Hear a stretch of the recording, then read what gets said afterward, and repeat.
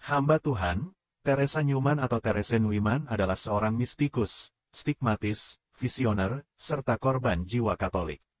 Teresa seorang penganut Katolik yang kuat di akhir abad ke-20, yang banyak menerima karunia ajaib dari Tuhan kita.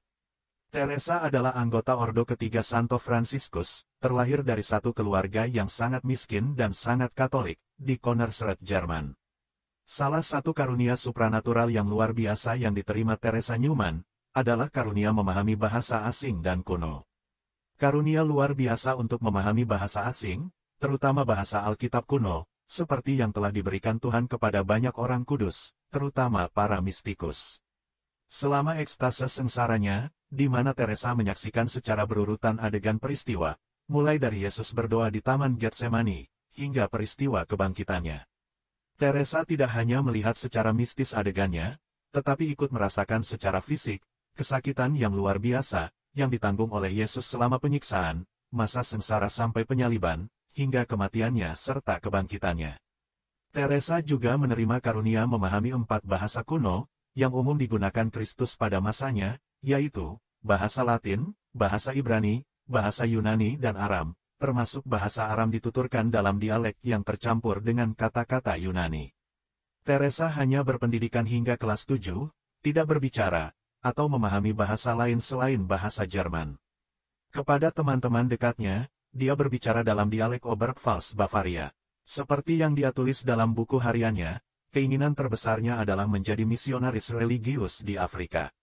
Tapi sangat disayangkan, ada banyak peristiwa yang dialaminya, yang menghalangi keinginan untuk mewujudkan impiannya. Pada tahun 1918, selain adanya rentetan peristiwa kecelakaan, dia juga mengalami berbagai macam penyakit. Mulai dari pecahnya Perang Dunia Pertama, peristiwa kebakaran yang membuatnya cedera tulang belakang yang parah. Kecelakaan kerja, mengalami jatuh beberapa kali, yang akhirnya membuat kakinya lumpuh, matanya buta dan sakit-sakitan. Kehidupan Teresa Newman berubah secara drastis, setelah mengalami pemulihan ajaib. Dia sembuh secara ajaib dari kelumpuhan dan pulih dari kebutaan, yang dia alami sejak di usianya 25 tahun. Beberapa tahun kemudian, dia menerima karunia 9 luka suci stigmata, kemudian menjalani puasa mistis selama 36 tahun, hingga sampai kematiannya. Satu-satunya makanan yang dimakannya selama berpuasa adalah hosti Ekaristi Kudus. Dengan alasan inilah, yang berwenang Nazi selama Perang Dunia, menarik kartu jatah makanannya. Tetapi mereka memberinya jatah sabun 2 kali lipat, untuk membasuh cuciannya yang basah karena darah, dari luka stigmata pada setiap hari Jumat. Hitler sangat takut pada Teresa, dan memberi perintah, jangan sentuh dia. Teresa adalah sebuah fenomena ajaib di abad 20, dari Tuhan kita. Karunia ajaib ini disebut sebagai salah satu keajaiban Katolik yang tidak terbantahkan. Bagaimana kisah selanjutnya? Mari kita ikuti kisahnya berikut ini. Teresa Newman lahir pada hari Jumat Agung, tanggal 8 April tahun 1898, di desa kecil Konnersreuth, Bavaria, Jerman. Nama Teresa diambil dari nama orang kudus, Santa Teresa dari Avila, seorang mistikus luar biasa dan reformis Karmelit. Teresa merupakan anak sulung dari 10 bersaudara, dari pasangan seorang penjahit, Ferdinand Newman dan Anna Negril-Meyer. Dia dibaptis 2 hari sesudah kelahirannya, yakni pada tanggal 10 April tahun 1898, di gereja paroki Saint Laurentius di Konnersreuth. Teresa tumbuh dalam kondisi sederhana, hidupnya terbatas hanya pada bekerja di rumah. Dia tidak mempunyai banyak waktu untuk bermain, karena mereka hidup di pertanian kecil. Ketika ayahnya bekerja di toko penjahit, di rumah, dia membantu pekerjaan orang tuanya. Pendidikan yang diberikan orang tua kepada anak-anak mereka adalah pendidikan yang sangat Katolik. Teresa dengan senang hati dan rela tunduk pada pengasuhan orang tuanya yang ketat, yang juga baik ini. Catatan gereja dan sekolah mengidentifikasi Teresa kecil sebagai orang dengan kecerdasan dan pencapaian biasa, dengan nilai rata-rata. Dapat dikatakan bahwa, satu hal yang luar biasa dari dia adalah kesalehannya, ketenangannya, dan tidak mencolok. Keluarganya dalam keadaan miskin, memiliki sebuah peternakan kecil, untuk membantu menambah penghasilan Ferdinand, sebagai penjahit. Beruntung Teresa sebagai anak sulung, kuat dan mampu membantu orang tuanya dalam merawat adik-adiknya. Pada tanggal 18 April tahun 1909, di usianya yang ke-11, Teresa menerima komuni kudus pertama. Teresa terpaksa menjaga dan merawat adik-adiknya, ketika ayahnya dipanggil ke dinas militer, selama Perang Dunia Pertama. Ini membuat Teresa harus menunda niatnya untuk menjadi misionaris. Sejak tahun 1904 hingga 1911 ia bersekolah di sekolah dasar, dia termasuk siswa yang bersemangat dan berkelakuan baik. Dalam sertifikat kelulusan sekolahnya, dia menerima nilai bagus hingga sangat bagus untuk mata pelajaran studi agama, studi umum, membaca, aritmatika, esai, dan tulisan yang indah. Karena kemiskinan, situasi ini memaksa anak-anak untuk membantu mencari nafkah keluarga di usia dini. Pada tahun 1912, di usia 14 tahun, ia bekerja sebagai pembantu di sebuah perkebunan besar, dan di Kastil Valkenveld pada sore hari, di Konnersreuth. Karena tugas dan kesibukannya, dari tahun 1911 hingga 1914, dia hanya bisa ke gereja menghadiri sekolah minggu saja. Selain membiayai untuk keluarganya, dari penghasilan pekerjaannya dia juga menyisihkannya untuk ditabung. Selain bekerja di pertanian besar dia juga bekerja menjadi pelayan, di sebuah penginapan desa. Teresa bekerja sebagai petani di siang hari, dan bekerja di kedai minuman dan ruang dansa penginapan, di malam hari. Dia selalu menganggap dirinya mampu bahkan lebih kuat dari kebanyakan pria, dalam melakukan pekerjaan berat. Dia berujar bahwa sementara dia melakukan pekerjaan seorang pria, dia juga memiliki nafsu makan seorang pria. Pada saat itu Teresa memang makan lebih banyak daripada rata-rata pria. Impian terbesar Teresa adalah menjadi seorang suster misionaris, dan dia sangat berharap bahwa dia akan dikirim ke Afrika. Pada tanggal 2 Februari 1912, setelah menyelesaikan sekolah dasarnya, Teresa mengontak suster-suster misionaris Benediktin di Tutzing, di Danau Starnberg. Untuk masuk di sana dia diharuskan membayar uang mahar. Pada tahun 1914, pecahlah Perang Dunia Pertama, ayahnya Newman direkrut ke dinas militer. Dia berjanji menunda keinginannya untuk bergabung di biara menjadi misionaris, sampai ayahnya pulang dari dinasnya. Pemilik pertanian, juga direkrut ke dinas militer selama perang, Teresa mengambil alih fungsinya jadi kepala pertanian. Saat Teresa berusia 16 tahun, dia tertarik pada biografi Theresia Lisieux. Dia menghormatinya dan berdoa untuk beatifikasinya. Pada hari Minggu tanggal 10 Maret tahun 1918, sebuah peristiwa mengerikan yang berdampak besar terjadi dalam hidupnya. Sebuah kebakaran hebat terjadi di sebuah bangunan pandai besi di Konnersreuth, berdekatan dengan tempat dia bekerja. Karena api sudah menyebar ke bangunan majikannya, dia pun ikut membantu pemadaman di sana. Dia berdiri di bangku dan memberikan ember pemadam ke loteng gudang. Setelah 2 jam mengangkat ember, dia terkilir pada tulang belakangnya. Teresa merasakan sakit yang menusuk mengalir di punggungnya, dia hanya bisa membungkuk. Pada awalnya semua orang tidak menyadari betapa buruknya kecelakaan itu. Pada saat itu dia tetap saja melanjutkan pekerjaannya. Ketika pada April tahun 1918, ketika dia ingin mengambil sekarung kentang dari ruang bawah tanah, dia jatuh di tangga. Bagian belakang kepalanya terbentur batu, dia pun terbujur pingsan. Pada tanggal 1 Agustus tahun 1918, dia jatuh lagi dari tangga, saat mengangkut pita berkas. Dia merasakan kram di punggungnya, kini muncul gangguan penglihatannya. Untuk sementara, dia terpaksa harus istirahat di tempat tidur. Pada hari sebelum festival konsekrasi gereja, pada tanggal 22 Oktober tahun 1918, di mana ada banyak hal yang harus dipersiapkan di Nemannwirtshos, dia kembali jatuh dari gudang ke tanah. Akibatnya, penglihatan dan kemampuan berjalannya berkurang, kekuatan fisiknya benar-benar menurun jauh. Dia sekarang benar-benar lumpuh dan terbaring di tempat tidur. Dia mengalami kram yang menyakitkan, peradangan saraf, indera perabanya menurun drastis. Dia kini sepenuhnya bergantung pada bantuan keluarganya.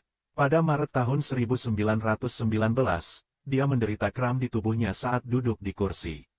Dia jatuh dari kursi, kepalanya terbentur lagi, dan tidak sadarkan diri selama beberapa hari. Ketika dia sadar, matanya menjadi buta, beberapa saat kemudian dia juga menderita tuli sementara. Keadaan Teresa kini benar-benar sudah tidak berdaya. Sejak kecelakaan pertama tahun 1918, Teresa telah menderita gangguan gizi. Ketika penyakit tenggorokan yang parah terjadi pada Natal 1922, dia tidak bisa lagi makan makanan padat, tapi hanya memakan dalam bentuk bubur dan teh. Kecelakaan serta penyakit yang mengerikan datang beruntun mengikutinya ini, menjadi penghalang untuk mewujudkan panggilan religiusnya, dan menghancurkan mimpinya tentang kerasulan misionaris di Afrika. Setelah 4 tahun menderita kelumpuhan dan kebutaan, hari yang sangat menggembirakan akan segera tiba bagi Teresa. Pada Minggu, tanggal 29 April tahun 1923, adalah hari yang dijadwalkan untuk upacara beatifikasi biarawati Karmelit, Theresia Lisieux, yang telah berjanji sebelum kematiannya, untuk membiarkan hujan mawar jatuh dari surga. Di kamar tidur Teresa, bunga-bunga ditata untuk menghiasi gambar Teresia si bunga kecil, bunga yang diterima Teresa dari ayahnya. Beberapa hari sebelum dia memulai novena, sebagai persiapan spiritual untuk hari di mana si bunga kecil akan secara resmi menjadi orang pilihan, di antara yang dibeatifikasi. Ketika hari beatifikasi tiba, dan ketika upacara di Santo Petrus di Roma hampir berakhir, Teresia dari Lisieux yang baru dibeatifikasi, menghujani buket mawar pada penderitanya yang setia. Pada saat beatifikasi ini, Teresa menerima keajaiban yang pertama dari Beata Theresia Lisieux. Dia menerima kesembuhan, penglihatannya benar-benar kembali pulih. Pada tanggal 17 Mei tahun 1925, ketika Teresia dari Lisieux dikanonisasi, dan secara resmi diakui sebagai orang suci gereja Katolik, Teresa Newman mendengar suaranya. Mukjizat penyembuhan terjadi di hadapan Pastor Nabar, pastor paroki Saint Lawrence di Connersrot, yang telah menjadi pembimbing rohani Teresa selama 9 tahun, menceritakan kesaksiannya sebagai berikut. Teresa menggambarkan bahwa dia melihat cahaya yang besar, dan mendengar suara yang sangat manis bertanya, apakah dia tidak ingin sembuh. Jawaban mengejutkan Teresa adalah, dia mengatakan bahwa, disembuhkan, atau tetap sakit, atau bahkan mati, semuanya itu baik, asalkan kehendak Allah digenapi. Suara misterius itu memberitahunya lagi, bahwa dia akan memiliki kegembiraan darinya, tetapi dia masih harus sangat menderita. Saat Santa Teresia dari Lisieux berbicara, seolah-olah ada 2 tangan yang kuat mengangkat Teresia dari tempat tidurnya, dan setelah lumpuh selama 6,5 tahun, kini didapati dirinya benar-benar sembuh. Dia tidak hanya sembuh dari kelumpuhan, tetapi juga sembuh luka baring, yang menganga di tubuhnya. Menurut laporan medis, beberapa luka menganga itu cukup dalam, hingga tulangnya terlihat. Dalam hitungan detik, luka itu benar-benar sembuh dan ditutupi dengan lapisan kulit baru. Dan hari ini, Teresa telah menerima keajaiban kedua, perantaraan Santa Teresia dari Lisieux.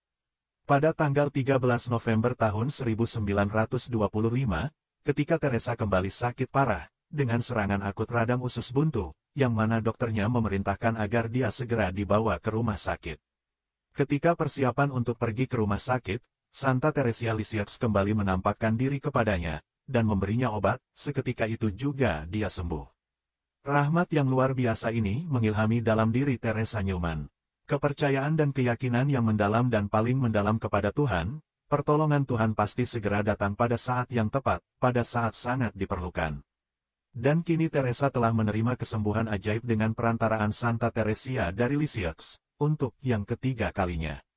Dia pulih secara ajaib dari kebutaannya, infeksi di kakinya lesi vertebralis, kelumpuhan dan luka supuratif pada punggung, radang usus buntu, pneumonia ganda dan stroke, yang membuat semua para saksi yang melihat mengatakan, bahwa itulah mukjizat.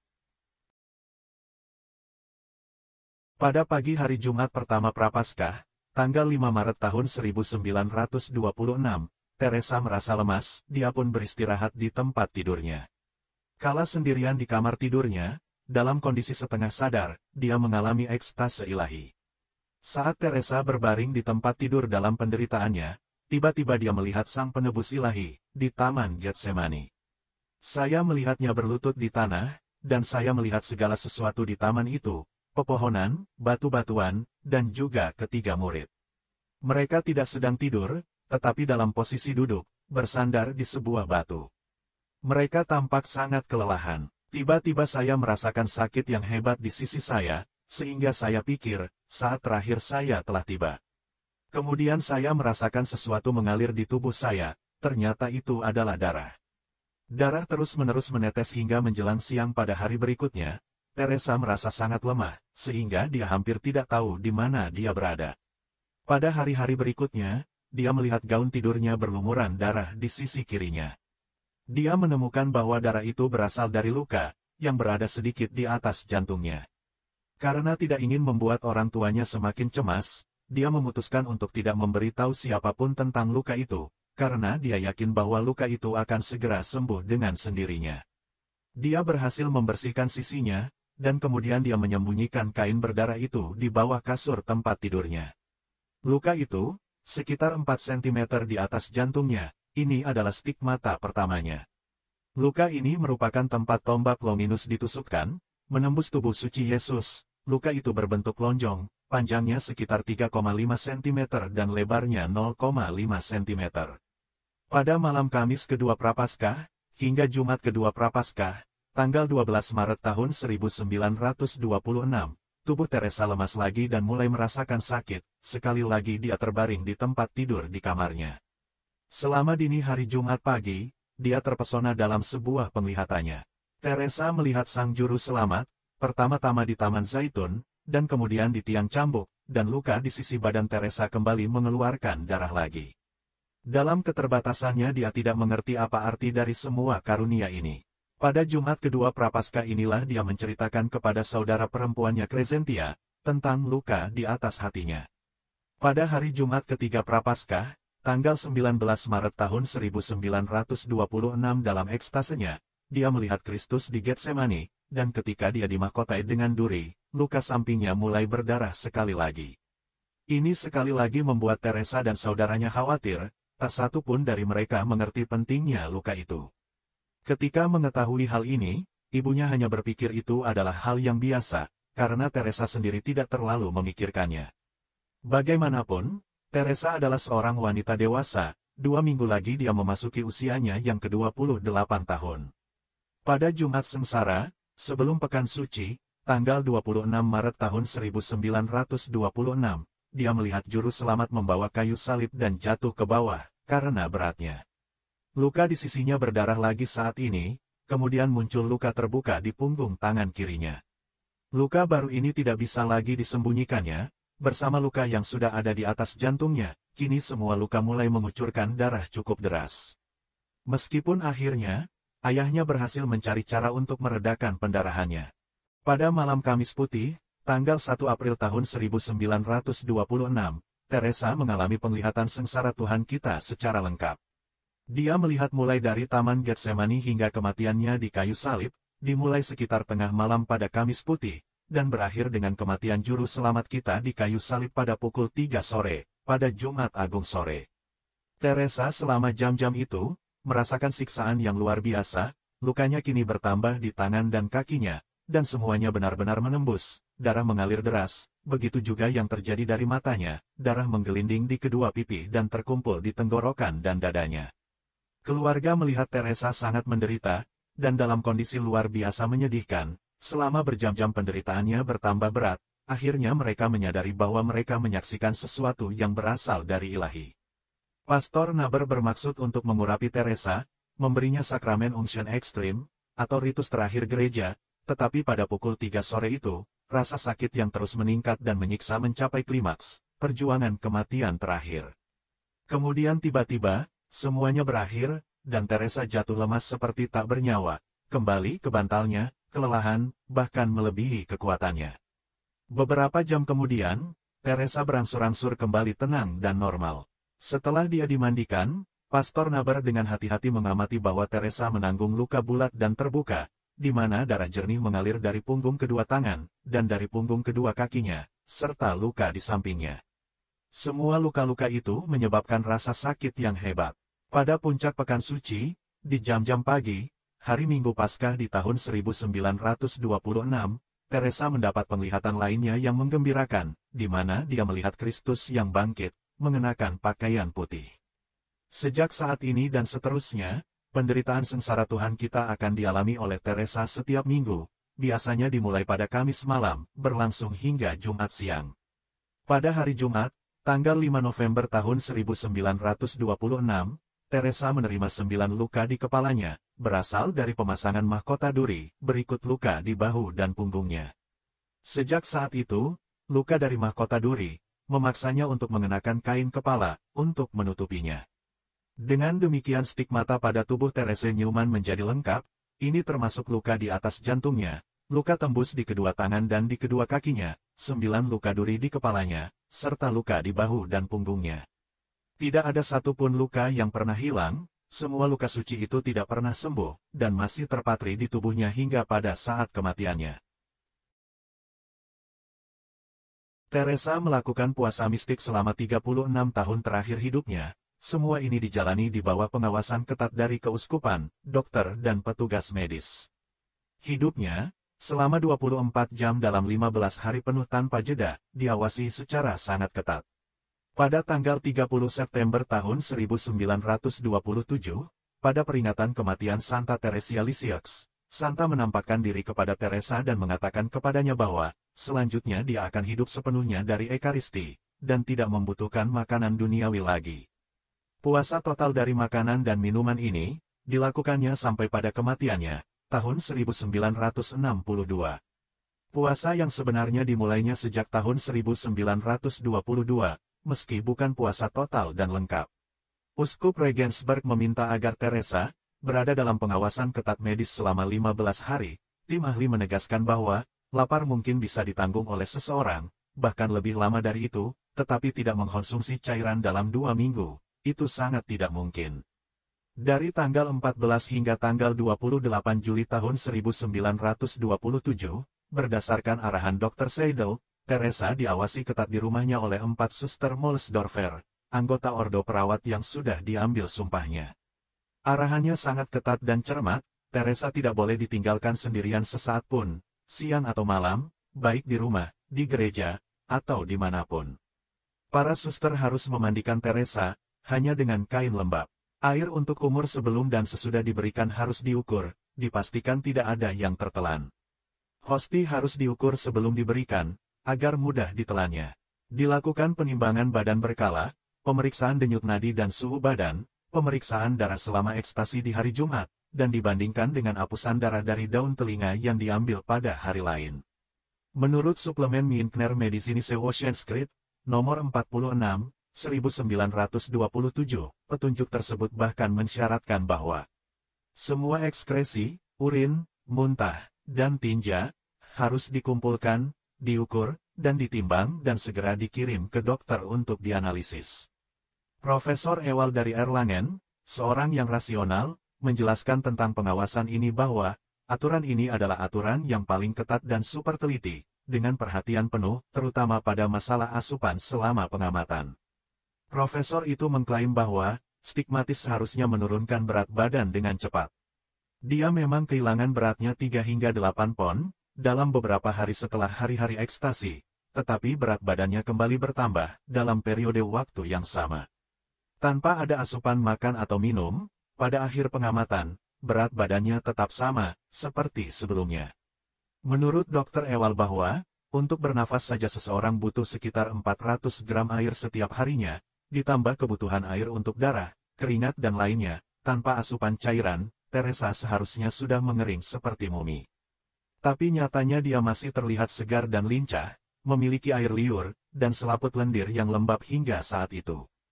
Dia tetap bergerak, berbicara, membaca, menulis surat, berkeliling, tapi berat badan tetap bertambah. Ini semua tidak dapat dijelaskan secara rasional.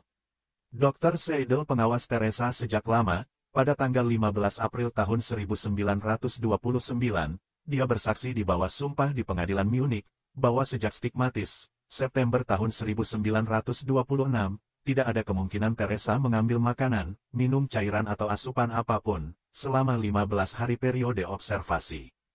Teresa pernah ditanya, bagaimana mungkin dia bisa hidup hanya dengan Ekaristi saja? Jawabannya adalah, Juru Selamat dapat melakukan segala sesuatu. Bukankah dia mengatakan bahwa, dagingku adalah makanan yang nyata, dan darahku adalah minuman yang benar? Teresa diberi banyak penglihatan tentang Tuhan kita. Dia juga diperlihatkan kehidupan duniawi Tuhan kita secara rinci, dari peristiwa kelahirannya, hingga kebangkitannya. Dia sering dikunjungi oleh Bunda Perawan Maria, oleh para orang suci, dan oleh para malaikat. Berikut ini, sedikit catatan dari sekian banyak karunia ajaib yang berkaitan dengan seorang Teresa Newman. Yang pertama, suatu hari seorang pria yang mengenakan pakaian formal seorang uskup datang ke Konnersreuth, mengunjungi Pastor Naber dan Teresa. Pastor Naber menyambut sangat ramah kepadanya, tetapi ketika Teresa masuk ke ruangan, dia segera menyadari bahwa orang ini bukanlah pria dengan tangan yang ditahbiskan. Dia dengan tegas mengusirnya untuk keluar, dan menyebutnya, "Kamu seorang penipu." Pria itu kemudian ditangkap oleh polisi, karena terbukti menipu untuk mendapatkan uang dengan dalih palsu. Yang kedua, Teresa menjelaskan bahwa dia dapat mengenali imam yang ditahbiskan dengan tangan yang ditahbiskan. Kadang-kadang, terutama selama Perang Dunia II, para imam datang berpakaian seperti orang awam, tapi Teresa segera mengenali dan menyapa mereka, dengan mengatakan, "Halo Bapak." Yang ketiga, dia juga dapat membedakan antara hosti yang dikuduskan dengan yang tidak ditahbiskan. Dia mampu mengenali kehadiran sakramen Maha Kudus di sebuah gereja, meski berjarak sejauh 1 mil. Yang keempat, Teresa juga mampu melihat kehadiran Tuhan kita pada sakramen kudus. Pastor Naber bertanya kepadanya di beberapa kesempatan, tentang tempat-tempat baru yang belum dikenalnya, apakah sakramen Maha Kudus hadir di sana? Jawabannya selalu segera dan pasti. Setiap kali dia mendekati sakramen Maha Kudus, baik di tabernakel gereja Katolik atau sedang dibawa oleh seorang imam yang mendapat panggilan, Teresa merasakan sakit pada luka stigmatanya, berhenti untuk sementara. Yang kelima, Teresa juga bisa mengetahui bahwa seseorang atau umat, yang telah menerima komuni kudus, meski hanya dalam jangka waktu tertentu. Yang keenam, mukjizat mengenali sesuatu dari mana asalnya. Suatu kali ketika Teresa sedang ekstase, seorang imam Benediktin bersama pengunjung lain, datang ke rumahnya. Setelah mereka memasuki ruangan, Teresa memanggil biarawan itu untuk mendekatinya. Kemudian dia mengulurkan tangan dan menggenggam relik yang ada pada Benediktin tersebut. Setelah memegang relik itu dekat dengan hatinya, dia menciumnya, dia menjelaskan bahwa relik itu adalah peninggalan salib sejati Yesus. Teresa mengidentifikasinya sebagai partikel dari bagian bawah salib, dekat dengan paku yang menembus kaki sang juru selamat.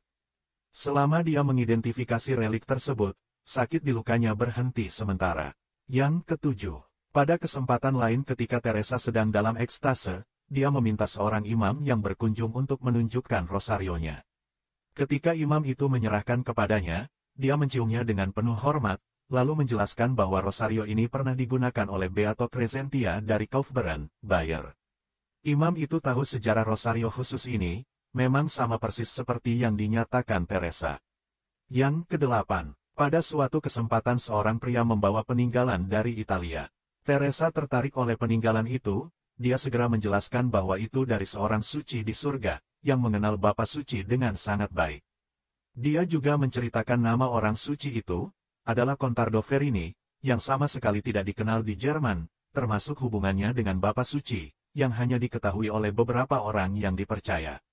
Ada satu hal lain lagi yang menarik, ada satu berkat yang bisa membawa Teresa keluar dari ekstasi sengsaranya, berkat itu adalah, jika seorang imam Katolik atau seorang uskup hadir di tempat itu. Dia akan menanggapi berkat itu dengan kata-kata, "Terima kasih kepada Tuhan," atau kepada Bapa, atau kepada Yang Mulia. Ada banyak karunia mistik yang diterima oleh Teresa Newman dari Tuhan kita, seperti luka suci stigmatis, membaca hati, penglihatan hidup Tuhan selama di bumi, pertemuan dengan orang-orang kudus, berkorban dalam penderitaan, penyembuhan, ekaristi, puasa mistis, dan banyak lagi. Tapi ada satu karunia supranatural yang luar biasa yang terkenal dan diuji secara ilmiah, yaitu karunia supranatural untuk memahami bahasa asing dan kuno, terutama bahasa Alkitab kuno atau bahasa yang dipakai pada zaman Yesus. Selama ekstase sengsara, di mana Teresa tidak hanya melihat, tetapi secara fisik berpartisipasi dengan cara yang mistis, dia mendengar 4 bahasa yang umum digunakan selama zaman Kristus yaitu, bahasa Latin, bahasa Ibrani, bahasa Yunani dan bahasa Aram yang dituturkan dalam dialek yang bercampur dengan kata-kata Yunani. Teresa mampu mengenali dan bisa mengulanginya kembali setelah dia sadar, dan kembali ke kehidupan normal. Teresa yang bersekolah hanya sampai kelas 7 saja, dia tidak berbicara atau memahami bahasa lain selain bahasa Jerman. Kepada teman-teman dekatnya, dia berbicara dalam dialek Oberpfalz, wilayah tertentu di Bavaria di mana Konnersreuth berada. Banyak sarjana terkenal dari bahasa Oriental dan Perjanjian Lama mengunjungi Teresa untuk menguji kebenaran pengetahuan Teresa tentang bahasa. Namun demikian, memang sulit untuk menemukan sarjana yang memenuhi syarat untuk mewawancarai Teresa. Tidaklah berlebihan untuk mengatakan bahwa dalam banyak kasus, dia tahu lebih banyak tentang bahasa-bahasa kuno dan banyak detail lain daripada para sarjana yang mengujinya. Beberapa orang terkenal yang membantu secara ekstensif dalam verifikasi dan klarifikasi kemampuan berbahasa Teresa, seperti Pendeta Profesor Dr. Woods, seorang imam, Profesor Bahasa Oriental dan Perjanjian Lama di Catholic College, Eichstätt Bavaria, Profesor Bauer dari Halle, seorang ahli non-Katolik dalam bahasa Oriental, dan berikutnya Prof. Wesley dari Wina, seorang non-Kristen, yang juga seorang sarjana bahasa-bahasa ini. Dr. C. Wesley, orientalis Wina dan ahli papirus, membicarakannya pada pertemuan Leo Gesellschaft di ibu kota Austria. Dia menceritakan bagaimana Dr. Gerlich, Dr. Woods, dan Dr. Johannes Bauer, Profesor Filologi Semitt di Universitas Halle, telah mengamati dan mempelajari, masing-masing secara independen dari yang lain, semua materi Aram yang disiapkan oleh Teresa. Para sarjana terkenal ini akhirnya sampai pada kesimpulan, dengan tegas mereka menyatakan bahwa, pengetahuan Teresa tentang bahasa-bahasa ini benar-benar sempurna, tidak diragukan lagi, dan bahwa tidak mungkin pengetahuannya itu palsu, atau bersumber dari kekuatan sugesti apapun. Dr. Profesor Wesley menyatakan bahwa, pengetahuan Teresa Newman tentang bahasa Kristus itu sendiri, adalah mukjizat tersendiri. Saya kagum dengan pengetahuannya tentang bahasa Aram khususnya. Ini adalah sesuatu yang tidak pernah terdengar dan tak terbayangkan. Dalam penglihatannya tentang orang-orang kudus, Teresa juga mampu memahami banyak bahasa lainnya yang berbeda. Orang-orang kudus berbicara dalam bahasa ibu mereka, namun Teresa mampu memahami mereka dengan benar. Tidak pernah ada kendala bahasa dengannya. Dia selalu mengerti dan mampu mengulangi apa yang dikatakan, terlepas dari apakah orang-orang kudus itu orang Eropa, orang Asia, orang Afrika atau orang dari negara manapun. Bahkan, Teresa mengalami ratusan penglihatan tentang orang-orang kudus selama tahun-tahun itu. Pada tanggal 10 Agustus saat pesta Santo Lawrence berbicara kepadanya dalam bahasa Latin. Pada hari raya Santo Yohanes Penginjil, dia mendengar Santo Yohanes berbicara dalam bahasa Yunani. Ketika Santa Teresia dari Lisieux menampakkan diri kepadanya, dia berbicara dalam dialek Prancis yang digunakan di Pyrenees. Begitu juga Santo Franciscus de Sales, yang juga berbicara kepadanya dalam bahasa Prancis, sementara Santo Antonius dari Padua, yang lahir di Lisbon berbicara kepadanya dalam bahasa Portugis. Santo Franciscus dari Assisi, berbicara dalam bahasa Italia, dan Santa Teresa dari Avila, berbicara dalam bahasa Spanyol.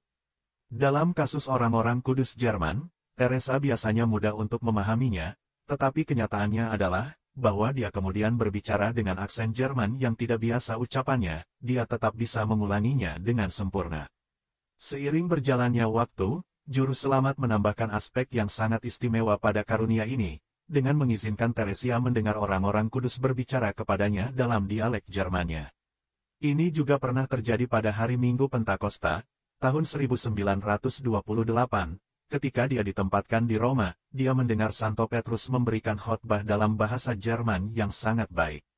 Setelah salah satu penglihatan ini, Teresa diingatkan bahwa kitab suci memberitahu kita, bahwa semua orang yang hadir pada Pentakosta pertama, mereka mendengarkan khotbah Santo Petrus dalam bahasa ibu mereka masing-masing.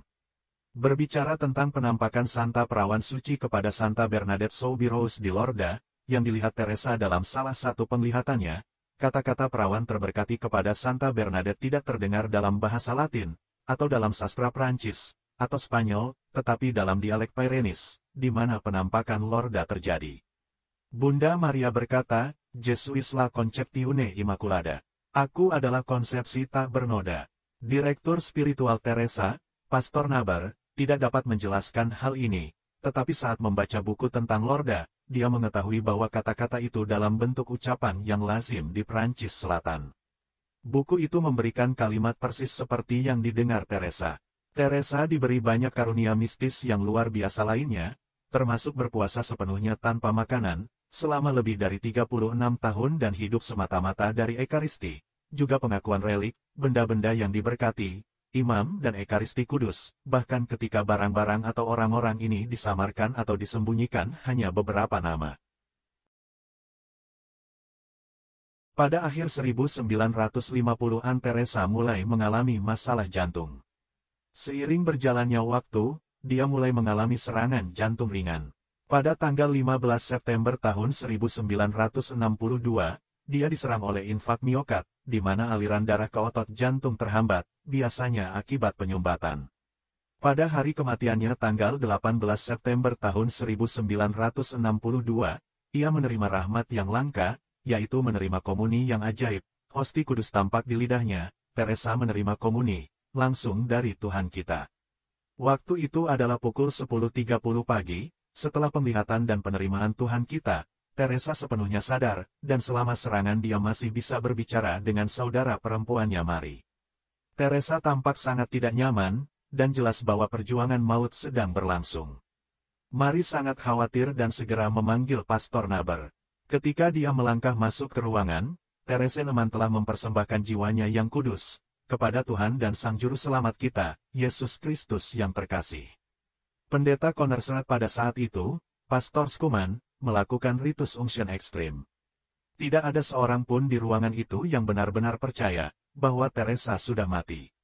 Dia telah meninggal lebih dari 100 kali kematian dalam hidupnya, dan berkali-kali semua orang mengira dia sudah sampai pada kematiannya.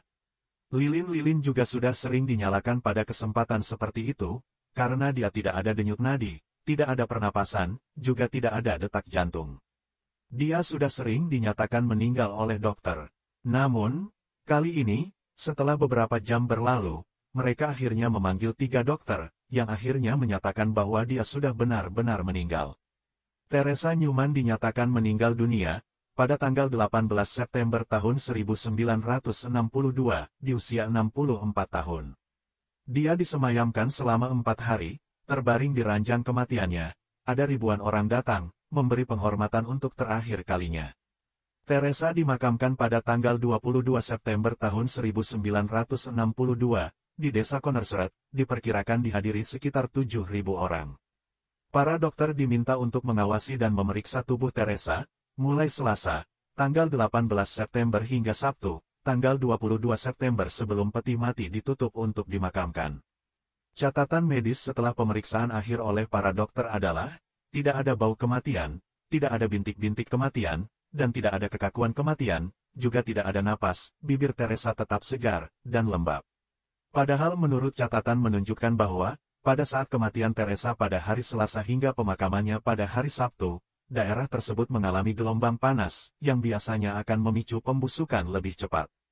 Tapi kenyataannya setelah 5 hari disemayamkan, tubuhnya tetap baik seperti orang yang masih hidup, tanpa tanda-tanda ada kematian.